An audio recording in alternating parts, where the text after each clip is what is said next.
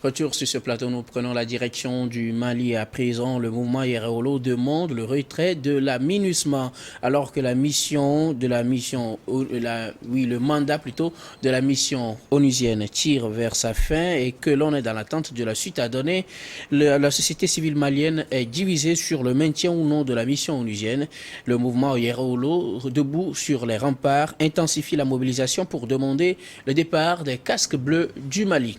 Alors, après Barkhane et quelques forces étrangères opérant au Mali pour le maintien de la paix, une partie de la société civile malienne est aujourd'hui vent debout pour mettre fin à la mission de la MINUSMA. Quelle est d'abord votre réaction, Donatien?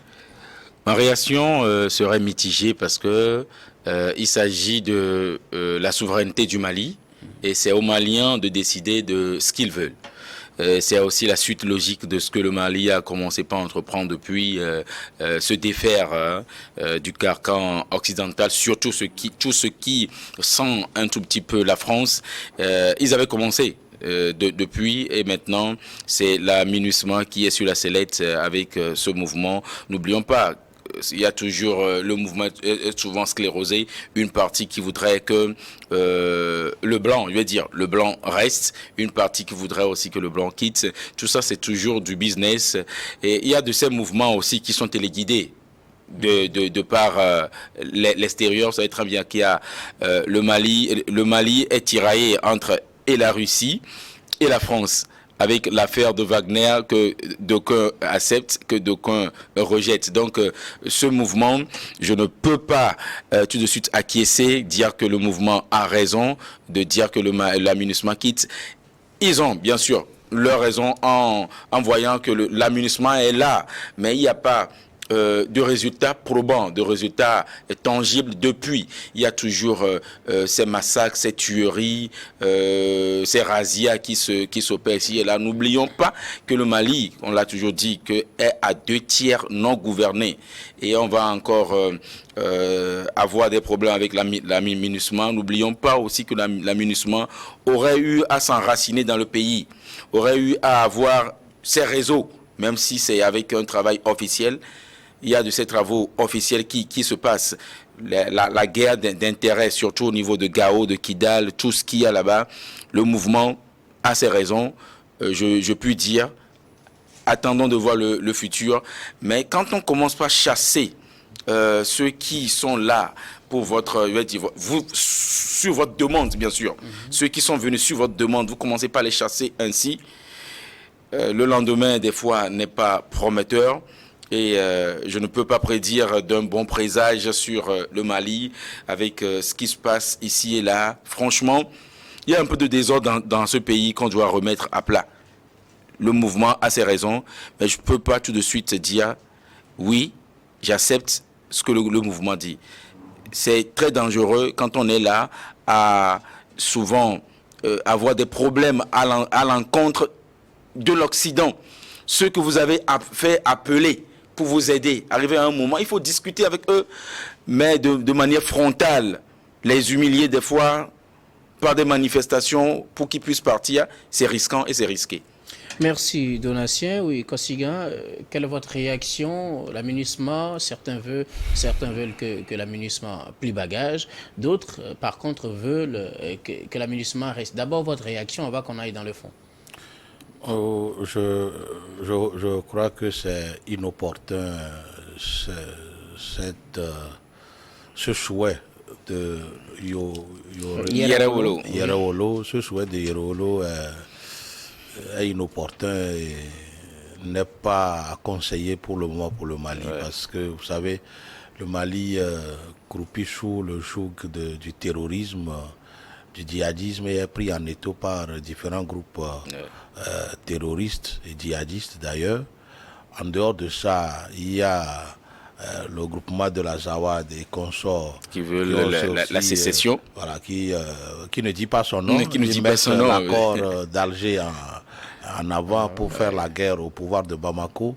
Alors, tout ça mis ensemble, on ne peut pas souhaiter pour le moment le départ de MINUSMA parce que le Mali seul ne peut pas combattre tous ces terroristes-là. Il a besoin de mains fortes pour l'appuyer. La MINUSMA n'a pas une mission offensive. Même si la aussi. MINUSMA n'a pas une mission offensive, Ça dissuade. ça dissuade. Et non seulement, je crois que ils sont dans le social. Ils sont dans le social et surtout, et puis ils interviennent plus dans les zones où sévissent beaucoup d'attaques et autres. Pour les protections. Voilà, d'où ils perdent même leur vie. Je prends les attaques de Sévaré qui ont emporté la vie de nos vaillants soldats togolais entre-temps. Oui. Et donc je dis aujourd'hui, leur demander de partir, je ne crois pas que c'est opportun, mais plutôt rediscuter alors leur rôle, leur mandat. leur mandat, rediscuter leur mandat et peut-être le transformer en une main offensive contre ces terroristes-là, des gens qui peuvent aller au front avec les FAMA, ne serait-ce que pour décimer alors ces bandits enturbanés qui n'ont que trop détruit le Mali ces derniers temps. Maintenant, vous allez constater que de l'autre côté, il y a les mêmes membres de société civile qui ne veulent pas entendre de leurs oreilles cette proposition de Yoro Léo. Moi, je crois quand même que tout ça, là, il y a aussi le vent du panafricanisme dessous. Il y a du vent du panafricanisme dessous parce que, vous savez, c'est des gens qui ne prennent pas la mesure de la situation et qui parlent en l'air. Ils parlent en l'air sans pour autant tenir compte des réalités du terrain. Ouais. Aujourd'hui, je n'étais pas surpris la fois dernière quand il y a un journal français qui a mis en lumière le financement du patron, le financement de Kémy Séba, qui prend des sous avec Wagner, vous voyez, et puis ce sont les mêmes personnes qui appellent les Africains au panafricanisme. Les pseudo-panafricains. De toutes les façons, non, mais il a reconnu. Il a l'un des bords. Non, écoutez, il a reconnu. C'est ce que je disais, que le Mali est tiraillé entre...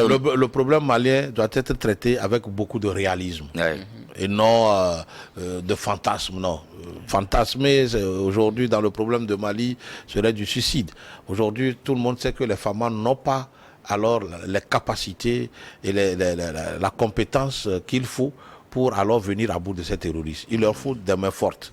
Il leur faut une formation, il leur faut aussi des armées. Et c'est pourquoi ils sont en train de diversifier leur partenariat. Donc, ils peuvent aussi renégocier le mandat de la MINUSMA pour que la MINUSMA, au lieu d'être là dans le social, peut devenir alors une force d'appui et de combat. Je rappelle que ce mandat... Même de renseignement. Voilà. Oui, effectivement, c'est ce que la MINUSMA fait. Et voilà. son mandat tire à sa fin, à la fin de ce mois de juin. Alors, il faudrait rediscuter le mandat. Oui, mais d'habitude, ces missions n'ont pas, comme je le disais, un mandat offensif, ce qui fait qu'ils sont plus, comme vous le dites, dans le social et dans la protection, et une force d'interposition. Alors, contrairement au mouvement Yerolo qui est beaucoup sur Bamako et qui fait des mobilisations en ce sens pour que l'on puisse obtenir un retrait de la MINUSMA, le Conseil régional de la société civile de Gao pense plutôt qu'il faut proroger le mandat de la MINUSMA car la mission garantit des opportunités de création d'emplois face à la crise économique. Alors moi, ma question, est-ce que les appréciations doivent-ils normalement varier qu'on soit à Gao ou qu'on soit à Bamako? Parce que nous connaissons effectivement la situation des deux villes qui n'est pas forcément la même. Gao qui a été assiégé, qui a entre-temps été libéré. Et donc, est-ce pour ça qu'on est reconnaissant envers la MINUSMA ou aujourd'hui, de façon concrète et objective, la MINUSMA doit rester selon vous? Moi, j'aimerais d'abord reconnaître la position de Goïta et les siens pour savoir ce que le gouvernement... Le Mali ne s'est pas encore prononcé. Oui, j'aimerais savoir. C'est la société civile qui fait ses observations. Oui, comme on l'avait une fois dit ici aussi, là, une partie de la société civile fait dans le business. On crée un peu dans le sensationnel pseudo-panafricanisme. On veut emballer plusieurs personnes pour dire que, bon, nous défendons la cause de l'unité africaine, alors que c'est un vœu, je vais dire pieux. Tout le monde en fait à sa tête dans son pays. Mais cette demande de retrait n'est pas opportune pour le moment, parce que le Mali a des soucis. Et lorsque vous vous noyez, à n'importe quelle corde, vous allez vous accrocher d'abord. Même si c'est un serpent, vous accrochez d'abord. Oui. Quand on se noie, on ne dit pas oui, c'est toi, je veux que tu viennes me sortir. Non. Même ton ennemi peut te sortir de l'eau. Tu sors d'abord. Pourquoi je donne l'exemple là pour dire le Mali, vous voyez, il y a Gao, il y a Kidal, ne parlons même pas de l'Azawad qui fait un semblant de demande réclamation de sécession. On va quand même pas la force d'interposition qui aide des fois, qui dissuade les terroristes, je vais dire, les assaillants, vous leur demandez de quitter et de manière avec fracas, qui vous dit qu'on ne va pas torpiller après vous. Il y a aussi ça. Le problème est que la mission tire à sa fin en juin. Donc, Oui. On doit savoir si on doit prolonger. Pas besoin si on ne doit pas de demander prolonger. leur départ. Vous préférez qu'on prolonge parce que normalement, en fin juin, on doit décider si oui, la MINUSMA reste ou bien sinon elle s'en va. Vu que nous ne sommes pas sur le territoire malien pour savoir véritablement ce qu'ils vivent, si on doit proroger ou bien garder cela, c'est au gouvernement qui, bien sûr, a les manettes de pouvoir s'exprimer pour dire nous en avons besoin à cause de ceci. La société civile se dit être défenseur, on va le dire défenseur de la population, mais n'a pas la totalité de certaines informations que les gouvernants ont. Pour le moment, le Mali a des soucis. Et ceux qui sont venus vous aider, ceux à qui vous avez fait appel de venir vous aider, vous leur demandez de partir pour que vous-même vous puissiez faire quoi, pour que vous fassiez quoi après. L'armée malienne, bien sûr, fait ce qu'elle peut faire, mais n'a pas la totalité de la force de pouvoir contenir ces djihadistes-là.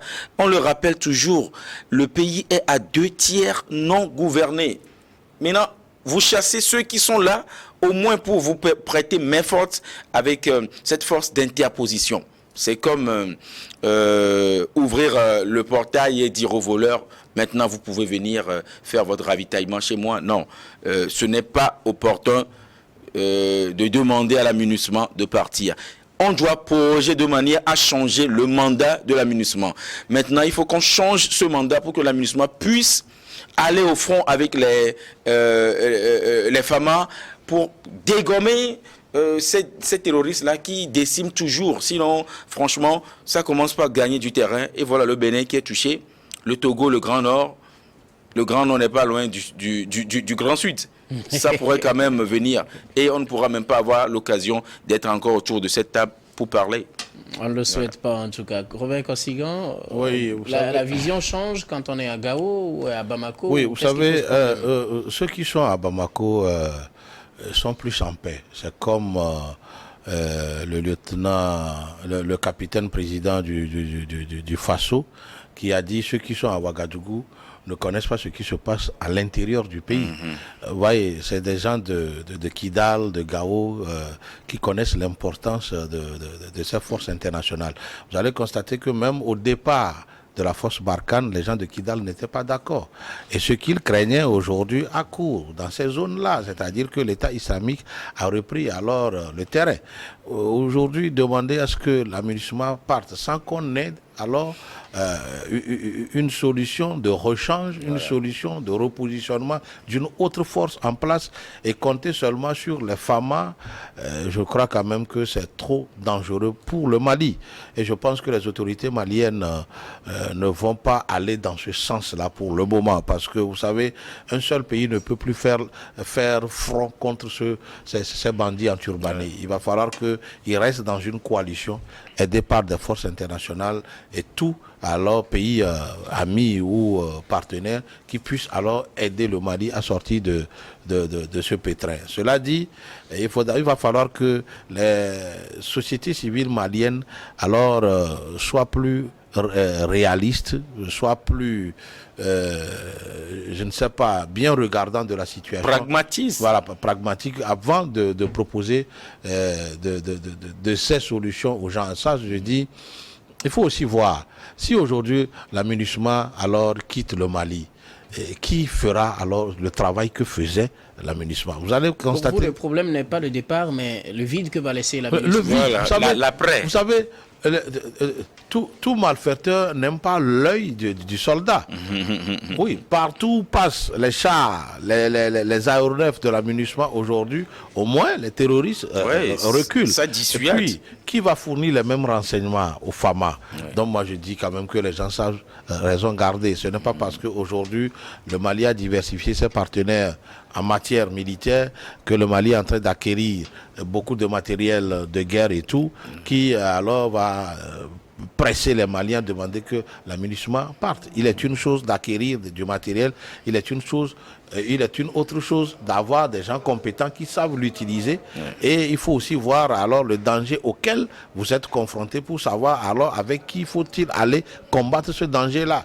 Donc l'un mis dans l'autre, il va falloir que les gens reviennent un peu, descendent un peu de leur piédestal pour prendre au sérieux le problème malien. Le problème malien, c'est un problème pour toute la région ouest africaine.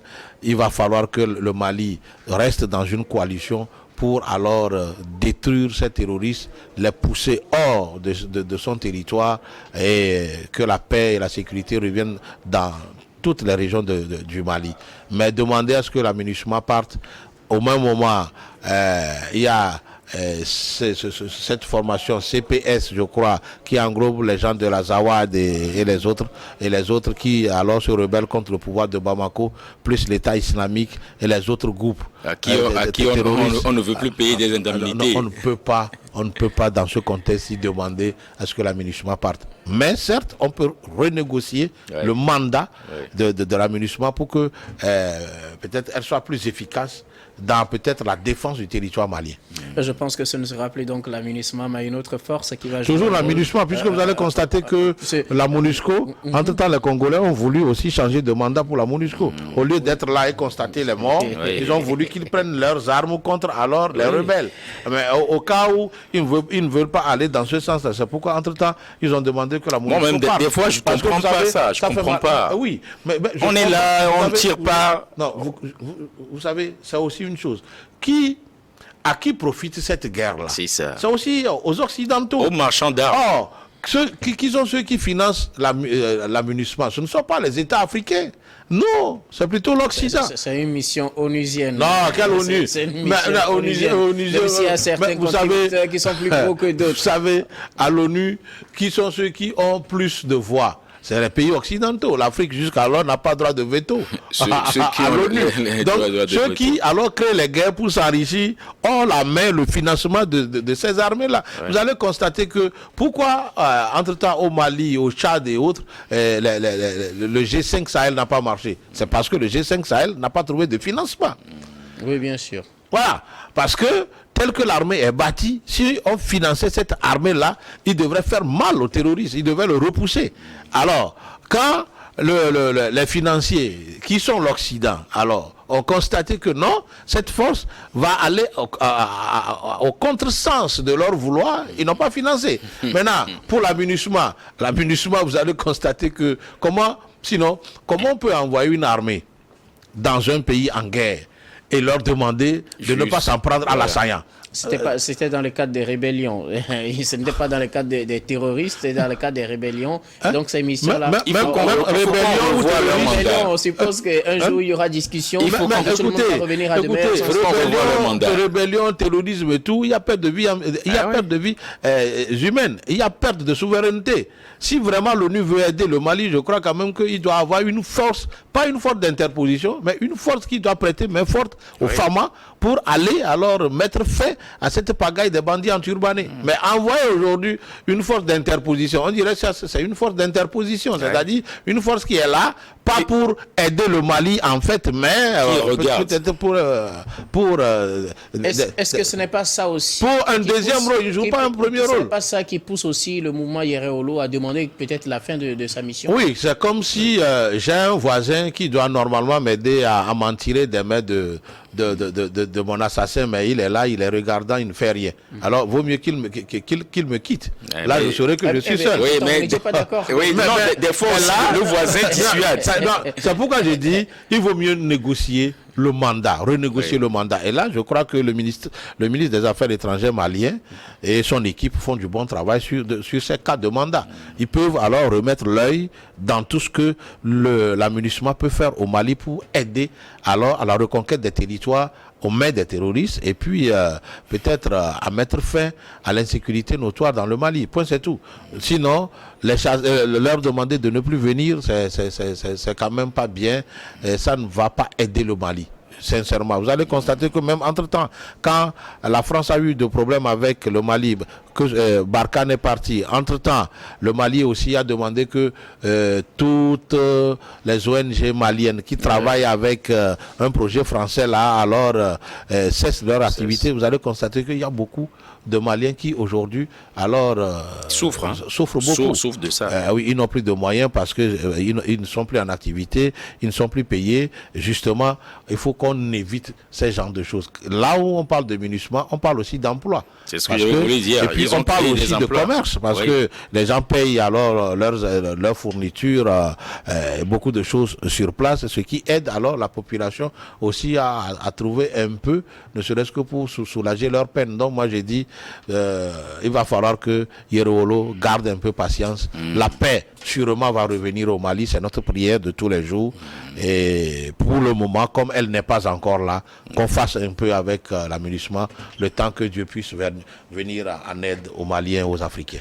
Et c'est-à-dire qu'il faut prier pour que la paix vienne, pour qu'on chasse la MINUSMA, ça je ne sais pas trop. Mais la prière est toujours accompagnée du travail, hein. Ora et labora, on va quand même pas être là, s'arc-bouter sur la prière pour dire que bon, la manne va tomber du ciel, hein. Moïse n'est plus là pour lever le bâton, il faut travailler. La raison donnée par le Conseil national des organisations de la société civile à Gao, c'est que la MINUSMA garantit une certaine sécurité économique avec une certaine création des conditions qui permettent aux populations de vivre. Pensez-vous que ce soit suffisant pour qu'on veuille renouveler le mandat de la MINUSMA? Pour renouveler le mandat, nous l'avions dit ici, il faut renégocier ce mandat-là. La MINUSMA peut être là, mais plus en sa qualité de force d'interposition.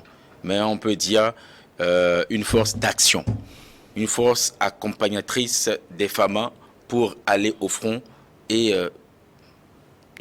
lutter contre ces terroristes. Simplement dire que la MINUSMA soit là juste pour dissuader ou bien pour venir en aide à certaines personnes en difficulté dans des zones où... c'est comme si ils sont là, sont des médecins après la mort. C'est quand ça frappe, eux ils vont secourir ou bien... Non.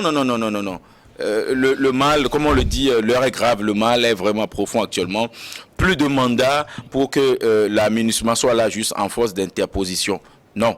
Ici, il faut qu'on renégocie le mandat pour que la MINUSMA soit là, mais qu'on sente véritablement l'effet de sa présence. Sinon, c'est comme c'est superflu, on est là, la MINUSMA est là juste en villégiature. Non. Il faut que la MINUSMA puisse être dans une posture d'action, plus très passive comme elle était avant. Mais elle a quand même fait son boulot. C'est la chasser de manière brusque qui est mal polie, on va le dire ainsi. C'est vous-même qui avez fait appel à cette force pour vous aider. Vous demandez avec fracas maintenant pour que cette force puisse quitter. C'est mal poli. Voilà. Robert Kossigan? Pas nécessairement. Vous savez, si nous prenons l'exemple du départ précipité des USA de l'Afghanistan, vous allez constater que tout de suite, les talibans ont repris main et qu'aujourd'hui contrôlent l'entièreté de l'Afghanistan. Et puis, tout ce que les Américains n'aimaient pas, c'est ça qui accourt aujourd'hui en Afghanistan. Donc, il en serait de même si la MINUSMA, d'une façon précipitée, quitte le Mali. Parce qu'il y aura toujours un vide. Et ce vide sera comblé par qui? Alors, c'est pourquoi j'ai dit, avant de penser à cette solution, il va falloir qu'ils aient alors une autre solution de rechange. Au cas où la MINUSMA partait, voilà c'est cette force-là qui va la remplacer et qui sera plus offensive et qui sera dans la défense du territoire malien. Donc, s'il n'y a pas encore cette solution-là, mieux vaut les garder comme ça. Elles sont au moins dissuasives, elles fournissent des renseignements, elles sont dans le social et tout.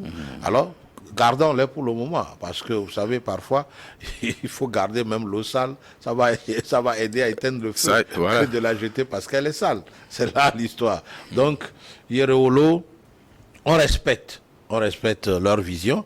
Et leur lutte. Mais je dis, l'heure n'est pas encore arrivée pour que l'aménagement parte de cette manière. N'oublions pas, hein, en Irak, c'est la même chose. Dès que les Américains sont partis, l'État islamique a repris l'Irak. N'eût été cette guerre sans merci que les Irakiens eux-mêmes, soutenus par les forces américaines, aujourd'hui l'Irak aussi sera alors sous contrôle de l'EI. Aujourd'hui, les talibans recontrôlent l'Afghanistan. Donc ne commettons pas cette erreur au Mali ou pour précipiter le départ de l'aménagement. Sinon tout de suite là, le problème sera encore plus grand et puis les autorités maliennes ne sauront pas par où prendre alors le taureau par les cornes. Ouais. Il faut aussi dire une chose, hein, c'est tous ces contextes-là qui me dit, moi, qu'il vaut mieux laisser la main à l'équipe dirigeante actuelle pour qu'elle puisse lutter et trouver les solutions de sécurité appropriées pour le Mali, mettre un terme ou voir quasiment un terme au terrorisme pour parler d'élections. Parce que qui ira aux élections? Et dans quelles conditions? Attendez, la mission, c'est vrai, ce n'est pas ce qui fait l'objet de ce débat, mais juste pour une précision, la transition a une durée qu'on doit respecter aussi, puisque c'est ce qui a été acté au début de la transition. Vous savez, nous ne devons pas presser pour dire la transition doit avoir une fin et tout et tout. Vous savez, ce qui préoccupe la CEDEAO, ce n'est pas ce qui préoccupe les Maliens. Ouais. C'est les Maliens qui vivent sous les balles et sous les bombes des terroristes. Ouais. Quand on parle de djihadisme, vous savez, quand on parle de djihadisme, ce que vivent les gens au Mali, oublions ceux qui sont à Bamako, oublions ceux qui sont peut-être dans des régions un peu plus apaisées au Mali, mais ceux qui sont sous l'emprise des terroristes, je vous dis, ce n'est pas du chocolat. Et donc, il va falloir que on aide un peu le gouvernement actuel du Mali, au lieu de les presser pour qu'ils laissent la main. Pourquoi ils ont fait le coup d'État? Ils ont fait le coup d'État parce que le terrorisme prenait le pas. Ils ont constaté que le politique alors n'avait pas de répondant face à toutes les menaces terroristes et djihadisme. C'est pourquoi ils ont pris le pouvoir. Alors si aujourd'hui on ne leur donnait pas le temps suffisant pour qu'ils puissent venir à bout de ces terroristes-là, dites-vous que le pouvoir civil qui sera installé partira aussi par un autre coup d'État. Je vous rappelle juste à l'entame de vos propos, vous aviez dit quelque chose, il faudrait que les nations obtiennent un mandat de l'ONU pour que l'ONU et les alliés aillent faire... Attendez ma question. Aillent faire le service après-vente en Libye. Tout à fait. Sans quoi on n'aura pas la fin du terrorisme. Et si je reste dans cette logique, ça veut dire que tant que le service après-vente que vous dites n'est pas fait en Libye, on n'aura pas la fin du terrorisme on n'aura pas la fin du mandat de la transition. Non, du tout. Non, la transition ira peut-être à terme un jour, mais pas aujourd'hui, parce que vous savez, le Mali a encore besoin d'Assimi Goïta et son équipe, ne serait-ce que pour éradiquer. Puisque quoi? C'est des gens qui étaient au front. Ils connaissent le mal qui gangrène alors la sécurité du pays. Alors, il faut leur donner un peu de temps pour qu'ils viennent à bout de ces terroristes-là. Maintenant, pour le service après-vente. Le service après-vente, j'ai dit, aussi longtemps que la Libye ne deviendra pas un pays sécurisé, unifié et unifié, le terrorisme ne finira plus. Et c'est devenu même une opportunité d'affaires pour beaucoup de personnes. Le pétrole. C'est devenu, le terrorisme est devenu aujourd'hui du business pour beaucoup de personnes. Alors d'une manière ou d'une autre, encourage alors sa pérennité. Donc moi j'ai dit aujourd'hui, il va falloir que les Africains se donnent la main, se disent la vérité. Alors nous avons des juristes, pas les moindres, en Afrique.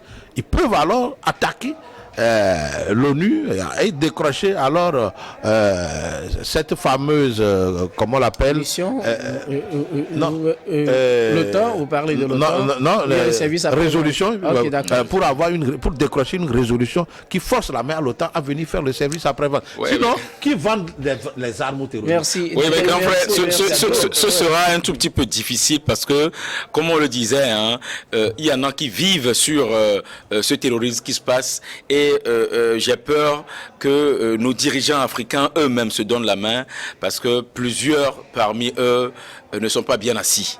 Et quand on n'est pas bien assis, comment est-ce qu'on ira s'asseoir avec ceux qui sont bien assis pour pouvoir parler de l'intérêt d'une nation? Mon frère, bien assis ou pas face au terrorisme, ils sont forcés d'être un. Parce que vous savez, il y en a qui sont à la botte.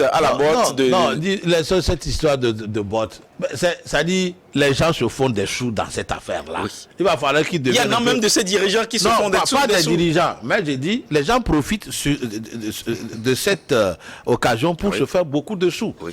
Alors, ça, aucun dirigeant ne peut accepter le terrorisme dans son pays. Merci beaucoup. Je crois que le message est clair. Nous allons marquer la pause pour le journal, puis on revient après.